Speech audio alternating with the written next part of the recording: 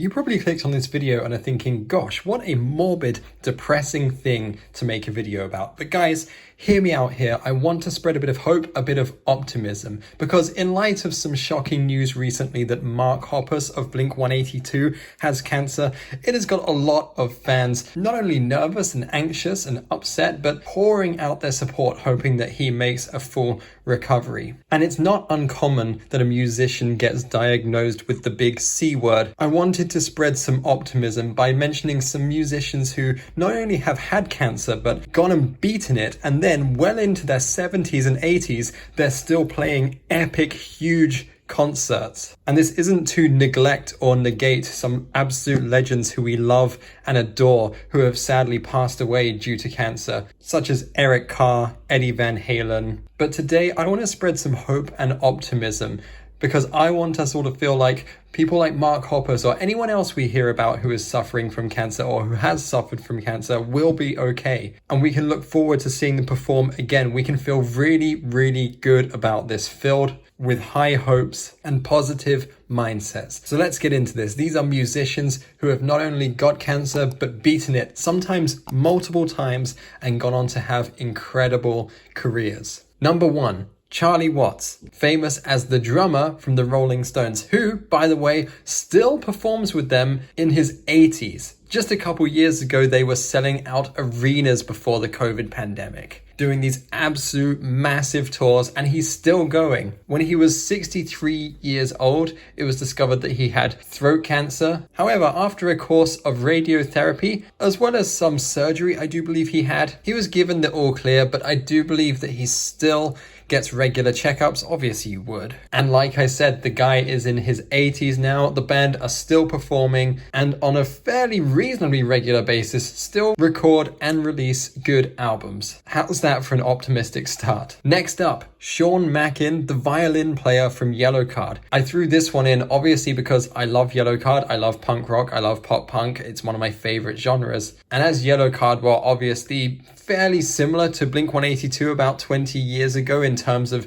not only genre, but the music scene at the time, I definitely wanted to include Sean on this list, as what was so incredible about his situation was that not only did he have cancer back in 2011 within his thyroid, but after some surgery and I think a bit of radiotherapy, the following year in 2012, he still performed on the Vans Warped Tour. That is just so awesome. To kick cancer and then go out and smash the Warped Tour, a huge tour. I mean, if you don't know Warped Tour, and you should know Warped Tour, there's a lot of dates and it's probably the biggest alternative music event of the year. At least it used to be. Sadly, it finished in 2018. But when it comes to pop punk, metalcore, punk rock, among a few other genres, it certainly is one of the bigger events, along with things such as Hellfest, Download Fest, those other huge events, international festivals. Phil Lesh of the Grateful Dead. This rock and roll legend released a statement back in October 2006 revealing that he'd been diagnosed with prostate cancer.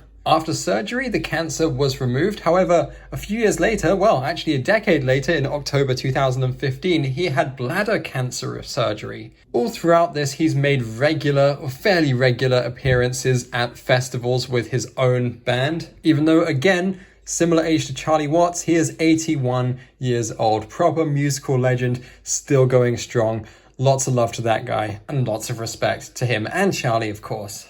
Number 4, Peter Criss, the Catman from Kiss. Whilst working out a few years ago, Peter Criss discovered a lump in his chest. He has since become a bit of a spokesperson for male breast cancer.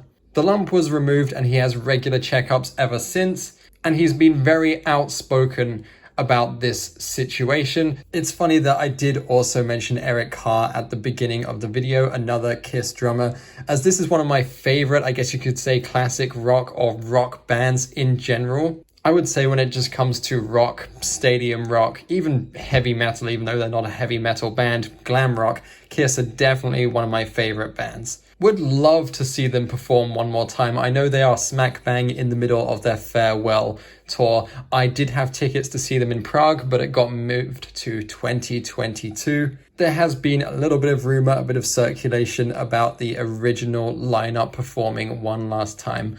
I really hope that we do get to see that. just one more time. Tommy Chong. Some of the younger people might recognize Tommy Chong as a member of the That 70s Show cast, or from one of his legendary movies as part of the duo Cheech and Chong. But what many people don't know is actually they started out as a musical act, and he is a very, very talented musician, performing in the band Bobby Taylor and the Vancouvers, who were signed to a division of Motown Records. One thing I really admire about him is he's an advocate of bodybuilding. The guy loves his fitness. Even into his old age, he's still into his workouts. You can tell even though he is probably one of the funniest, goofiest guys that are around, he also has a really big brain on those two shoulders. Chong was battling prostate cancer way back in 2012. A few years later, diagnosed with colorectal cancer in 2015. In 2019, he announced that he is totally cancer-free. I am not sure what treatment he underwent, but he definitely supports the idea that hemp oil treatment